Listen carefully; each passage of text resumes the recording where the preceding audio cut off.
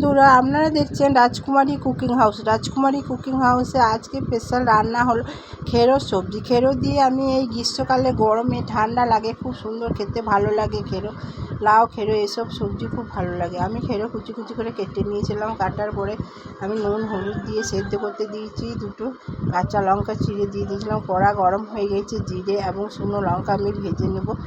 তেল গরম হয়ে গেছে, তেলে আমি কালো জিরে দিয়ে দিলাম। কালো জিরে এবং একটু আদা সামান্য গ্রেট করে দিয়ে দেবো।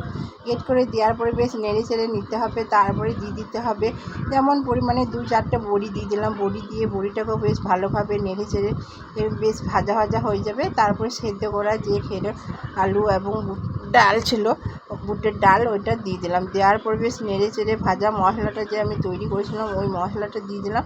মশলা দিয়ে পরে সামান্য চিনি দিয়ে নামিয়ে নিলেই তৈরি হয়ে যাবে খেরোর সবজি।